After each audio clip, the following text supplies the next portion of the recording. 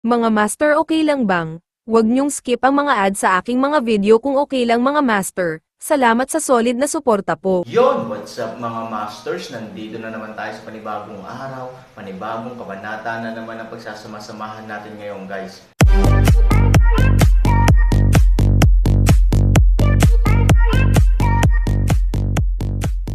Bali mga masters, kung bago ka pa lang po sa aking YouTube channel, please click the subscribe button, lalong-lalo na po yung notification bell guys, para maging connected pa rin tayo sa isa't isa at maging updated kayo sa mga susunod ko pang video.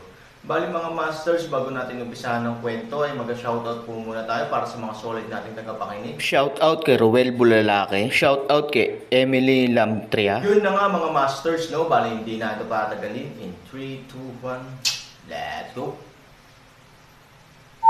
Gamitin ito ng may kakayahang umangkop. Aaron ay isang magnanakaw. Napakaliit ng light spot, halos parang buhangin, pero parang may iba sa light spot.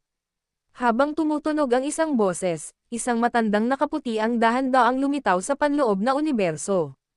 Kung nandoon si Aaron, dapat niyang makilala sa isang sulyap na hindi siya ibang tao, kundi isang matanda na nagwawalis sa sahig. Inaasahan, ngunit hindi inaasahan. Ang isa pang figure ay malumanay ding lumitaw. Ito ay ang 8 kaparangan na Tianshu. Kung sinira mo ang laro sa ganitong paraan, masasabi mo lang na mayroon siyang Aaron. Siya ay mahusay sa paggamit ng sining ng Taisho. Sa ibabaw, siya ay naglalaro ng psychological warfare sa kabaligtaran sa nakalipas na 3 araw, ngunit sa katunayan, hindi ito ganoon. Ang tunay niyang layunin ay hintayin ang pag-restart ng Taisho. Tumango ang matandang Wallis. Oo, tama iyan. Sa sandaling mag-restart ang Taisho, para sa Aaron, maaari talaga itong magkaroon ng pagkakataong ganap na mabawi. Siyempre, sa panahong ito, ang landfill ng Aaron ay maaari ding mangyari anumang oras, kaya hinugot niya si Zia Wei. Tila pag-ibig ang pinag-uusapan at binibigyang ilusyon ang kalaban na sadyang kinukutya sila ng Aaron. Sa katunayan, palaging sasamantalahin ng Aaron ang pagkakataon ng kanilang mas malapit na pagsuso ng ilan sa dugong Phoenix ni Zia Wei sa nakalipas na 3 araw. Kapag siya ay natutulog, siya ay mas mahina sa ilalim ng pagkilos ng dugo ng Phoenix. Ngunit dahil lagi siyang natutulog, lumilikha siya ng ilusyon na mahirap tukuyin ang totoo at mali, para walang makapansin na may 2 patong ng kahulugan sa kanyang ordinaryong pagtulog. Ang puntong ito, kasama si Linlong at masamang tao tay na nasa paligid natin, ay hindi napapansin. Sobrang maingat siya. Ang matandang nagwawalis ng sahig ay ngumiti. Sa 8 wasteland na libro, ang panahon ng paglamig ng Taisho ay humigit kumulang 3 araw. Sa katunayan, ayon sa pagbabago ng panahon, maaaring ilang oras lamang ito sa 8 parisukat na mundo. Panipi, ngunit upang maging ligtas, naghintay siya ng 3 araw kahit nasa 8-way na mundo. Tumango si Bahwang Tianshu, gusto niyang maging foolproof. Ang matandang Wallis ay patuloy na tumawa. Sa katunayan, kahit ngayon lang, siya ay naghahanap pa rin ng katatagan sa katatagan. Pagdating niya sa ikalawang larangan ng digmaan, siya ay galit na galit pa rin na nagpapasigla sa kabilang partido, na nagpabangon sa kabilang partido sa galit, at kabkuban siya. Mayroon itong 2 bentahe. Una, maaaring samantalahin ng Aaron ang pagkakataong ito na pumatay sa isang malaking lugar hanggat maaari. Pangalawa, maaari rin itong makabalik ang kalaban ng walang tagumpay sa sobrang galit na kalagayan, biglang bumalik na puno ng dugo at ganap na sirain ang psikolohikal na linya ng depensa ng kaaway. Mayroon siyang karunungan at tapang, mahilig sa pakikipagsapalaran at naghahanap ng katatagan, talagang pinaabangan niya ang mga tao. Tumango rin si Bahwang Tianshu, sa kabila ng kahirapan, makakagawa si Han Sanyo ng maraming hindi kapanipaniwala ngunit kamangha-manghang mga pag-uugali. Gayunpaman, may problema. Si Han Sanchen ay talagang kakaiba at matalino. Sinamantala niya ang kanyang sariling mga pakinabang at pilit na binawi ang kawalan ng isang panig pababa. Ngunit, tumango ang matandang Wallis at tumingin sa gilid ng lungsod, sa larangan ng digmaan, ang ibig mong sabihin ay sapat pa rin ang kapangyarihan ng kabilang partido. Maaari lamang subukan ng Aaron na gawing maliit ang bentahe ng kabilang partido, ngunit hindi balansehin ang dalawa. Ito rin ang dahilan kung bakit ang 8 kaparangan na Tianshu ay malabo na nag-aalala, oo, sa isang puting mainit na yugto ng digmaan, anumang Maliit na kalamangan ay malamang na ang huling dayami upang durugan ang kamelyo. Ang mga problemang kinakaharap ng Aaron ay talagang seryoso. Walang mali sa puntong ito. Bagamat naging maayos ang Aaron, nananatili pa rin ang problema. Paano masira ang laro? Ngumiti ang matandang Wallis, baka ikaw at ako ay nag-aalala tungkol sa walang kwentang pagkain dito. Kung tutusin, baka naihanda na siya ng Aaron. Bahagyang nag-isip si Bahwang Tianshu at tumango, iyon ang sinabi niya. Total, ang taong ito ay Aaron. Manood tayo ng isang magandang dula at tingnan kung paano sinira ng Aaron ang kakaibang larong ito at kung anong mga trick ang maaari niyang laruin. Sinabi rin ni Bahwang Tianshu. Pagkatapos, ang munting liwanag na parang buhangin ay biglang naglaho at tuluyang nawala sa langit. At halos sa oras na ito, ang labanan sa lupa. Aaron ay nakatira sa gitna, ngunit ito ay puno ng mga tao sa paligid, ngunit, storytelling channel sa YouTube. Gayunpaman, ang eksena ng Aaron sa field ay hindi nawala ang hangin. Sa ilalim ng malawak na pagbubukas at pagsasara, ito ay halos makita at nawasak, na may pambihirang prestihiyo. At isang malaking bilang ng mga piling tao na dapat ay sumasakop sa lungsod, ngunit sa katunayan ang kanilang mga puso ay malamig. Napakasimple din ang dahilan. Sa napakalaking pag-atake, ang tinatawag na Aaron sa bibig ng Dragon Elder ay papalapit na sa limitasyon, ngunit hindi pa ito dumarating. Sa kabaligtaran, ang Aaron ay mas matapang na ngayon, na bukas ang lahat ng kanyang firepower. Elder Shenlong, maaari ba tayong magkamali? Bumulong si Zuyan Shua kay Mingyo at nagtanong. Kumunat ang noo ni Mingyu at tumingin saglit, sa tingin mo ba ay handa na ako para sa kanya? Hindi nang bobola si Zo, ngunit dapat din niyang aminin na ang pagkakaayos ng Dragon Elder ay ganap na tama at sapat. Maging si Zo ay nagbaka sakali na sabihin na palaging iniisip ni Zo na ang depensa ng Dragon Elder laban sa Aaron ay talagang masyadong maingat. Ngunit upang maging sa totoo lang, maswerte na ang depensa ng Dragon Elder ay medyo masinsinan na ngayon uod, patay at buhay at patay. Lalong nagalit si Zuyan Shua, at ilang sandali pa ay nanggigigil ang kanyang mga ngipin. Tumango si Mingyu, oo, kakaiba talaga itong Aaron na ito. Pagkatapos ng ating mabigat na pagkonsumo, 3 araw at ngayong gabi, mukhang hindi naman siya nangyari. Hindi, nangyari na. Umiling si Mingyu, parang kinakain niya ang pakikipaglaban, ngunit mas masigla ang Vietnam War. Tumango si Zuyan Shua at sinabing, oo, matagal na itong lumalaban, pero mas matapang ang Aaron. Logically, imposible. Ang mabangis na labanan sa kalagitnaan ng gabi at ngayon, kahit na siya Aaron ay talagang makapagpareserba ng higit pa sa iniisip ng mga ordinaryong tao, hindi ito magiging mabangis. Huminga ng mahabang hininga si Mingyu. Anong sikreto ang tinatago ni Aaron? Bakit hindi ito makita ng mga tao? Elder Shenlong, sa anumang kaso, ito ay isang mahabang gabing panaginip. Sa tingin ko, bakit hindi mo utusan ang lahat na ilunsad ang pangwakas na pangkalahatang pag-atake?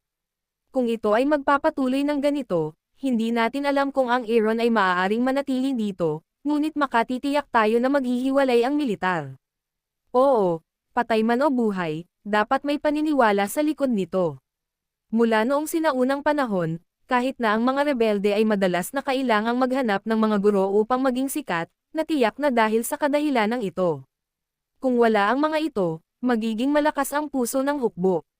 Sa kasalukuyan, ang malaking bilang ng mga sundalo ay galit na umaatake dahil naniniwala sila na ang Aaron ay hindi makakahawak. Kung magtatagal ang panahon, natural na manginig ang moral ng hukbo, at ang pagiging epektibo ng labanan ay lubos na mababawasan sa oras na iyon.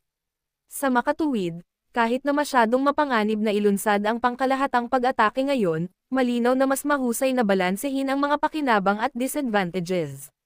Well, Thunder War Drum, utusan mo ang lahat ng sundalo na manalo kahit magkano ang bayad nila. Ang malamig na boses ng madilim na ulan. Naiintindihan ng mga nasasakupan. Kinuha ni Zuyan Shua ang command at tumango sa ilang commander sa likod niya. Ang ilang mga commander ay agad na umatras sa kaliwang bahagi ng malaking drum sa harap ng bulwagan, at pagkatapos ay ang drum ng digmaan at mabigat na martilyo. Boom! Boom! Boom! Sa tunog ng 5 tambol, mabigla ang mundo. Sa tunog ng mga tambol, Ang mga sundalo at eksperto sa ikatlong palapag sa labas ng Han Sanli ay biglang tuwang-tuwa gaya ng pagpalo ng dugo ng manok. Patayin ang Aaron at umuwi na may dalang alak at karne. Kung hindi, ang ating mga tao ay maaari lamang utusan ng kamatayan, patayin, 10,000 tinig ang sabay-sabay na umalingaw-ngaw, at ang lahat ng mga sundalo ay biglang tila na baliw, inatake nila ang Aaron ng baliw, ang lahat ng uri ng mga spelling ay ibinabato ng walang pag-aalinlangan, at ang mga sundalo, baril, patpat at mga espada ay kasing kislap ng Mercury. Sa oras na ito, direktang lumipad ang Aaron at tumingin sa ganap na pangkalahatang pag-atake ng mga taong ito, hindi man lang natatakot ang mukha niya. Bagkos ay puno ng malamig na ngiti. Ano, hindi mo ba matutulungan sa wakas? Malamig na ngumiti si Aaron. Masyadong matagal na kitang hinihintay. Bumagsak ang mga salita. Biglang gumalaw si Aaron sa kanyang kamay, at bumukas ang buong pinto ng kasikatan. What's amazing happened? Siya. Anong ginagawa niya? Yung lalaki. Walang reserbasyon, walang pag-aalinlangan. Hinimok ni Han Sanchen ang halos lahat ng kanyang lakas sa pagkakataong ito. White light, jade light, golden light, black light, makulay. Ang Nomenon Chi, Chaos Chi, Magic Chi at ilang Chi ay iisa. Bigla, ang Aaron ay naging parang isang Diyos na paparating sa lupa at isang demonyong paparating sa mundo. Napuno ng kapangyarihan ni Yin at Yang ang kanyang katawan, kaya ang Aaron ay puti sa kaliwa, madilim sa kanan, ginto sa ulo at itim sa paa. Damn it, Han Sanchen. Nasa lupa ang langit at lupa. Makinig ka sa mga utos ko, ikaw Huang, walang face divine skill. Ang tahimik na emperador sa kaliwang kamay ay kayang takpan ang mundo, at walang yugto sa kanang kamay upang takpan ang ulan. Ang tahimik na emperador ay may libu-libong kapangyarihan, at walang yugto upang mabawi ang libu-libong mga kasanayan. Itigil mo na lahat. Sa sandaling nainom niya ang kanyang galit, hinimok ni Aaron ang yuwang gamit ang kapangyarihan ng kanyang kaliwang kamay at direktang iniunat ang isang malaking hadlang sa kanyang harapan upang labanan ang lahat ng uri ng mga spell ng mga eksperto na umatake sa pinakamabangis. Hinihimok ng kapangyarihan ng kanang kamay ang hindi nakikitang kasanayan sa mahika na direktang sumipsip ng lahat ng pag-atake ng mga sundalo sa kanan, at pagkatapos ay kopyahin ang mga ito. Ang Aaron na ito ay hindi ka panipaniwala hanggang ngayon, ay maaari pa ring umasa sa sariling lakas upang harangan ang napakaraming pag-atake. Hindi ba ito ang kanyang ina? Fuck, nagbibiro siya. Kumanta at umaarte. Nagulat ang lahat na puro kalokohan ang pinag-uusapan nila. Maging si Minggayo ay hindi napigil ang ibuka ang kanyang bibig. Aaron, ano ang ibig sabihin ng lalaking ito? Paano siya naglaro? Nakikita nila ang mga taong ganito, hindi banggitin ang mga lumalaban sa Aaron sa larangan ng digmaan. Natigilan sila at natulala. Hindi ba't sinabi nito na ang Aaron ay ang katapusan ng isang malakas na pana? Hindi ka ba pumayag na ang Aaron ay malapit ng mamatay? Pero mamamatay na ba siya ngayon? Malinaw na kagigising pa lang. Alam din ni Minggayo na masama ang sitwasyon, at ang isang tingin ay nagpapahiwatig ng Zuyanshua. Biglang tumayo si Zuyanshua, bahagyang magkasama, uminom ng galit, at sinabing, "Huwag kang matakot." Ang Aaron na ito ay walang laman sa kanyang tunay na reserbang enerhiya. Tila malakas, ngunit ito ay isang pagmuni-muni lamang. Sabay-sabay na sinabi ni Zuyanshua, at maya-maya lang ay may tumanggap ng mga salita at nakangiting nagsabi, "Tama." Aaron ay may isang bloke sa kaliwang kamay at isang bloke sa kanang kamay. Mukhang hindi talaga siya magagapi. Gayunpaman, tanungin mo si Aaron. Ano pa ang maaari niyang gawin kung gusto naming susunod na pag-atake? Oo, may mga mukhang mabangis.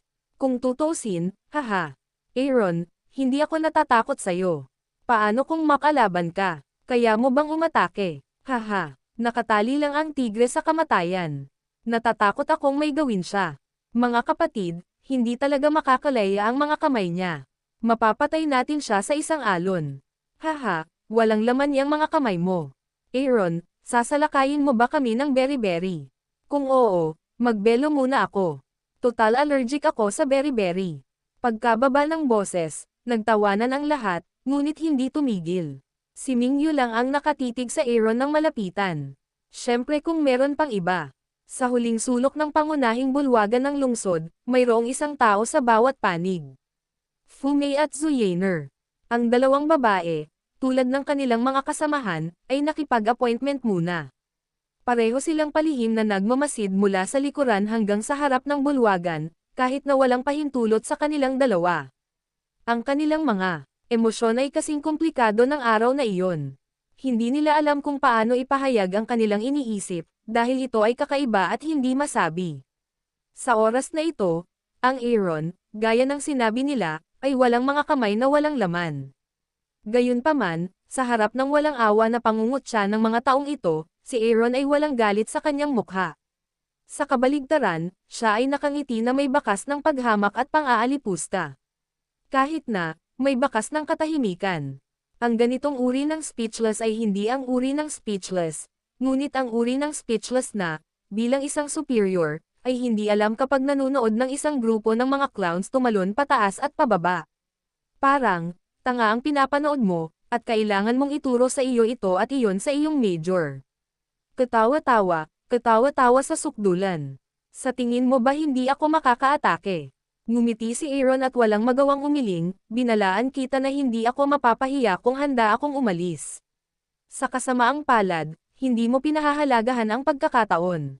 Pagkatapos ay malamig na ngumiti si Aaron, ngayon, kumanta ka ng isang funeral song para sa iyong sarili. Yun na nga mga masters, no? Bali panibagong kabanata na naman yung natapos natin ngayong gabi.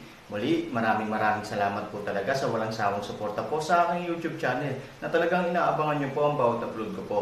Bali mga masters, magkita-kita ulit po tayo bukas ng gabi at ngayon po ay magpapaalam po muna tayo. Bali mga masters, bye-bye!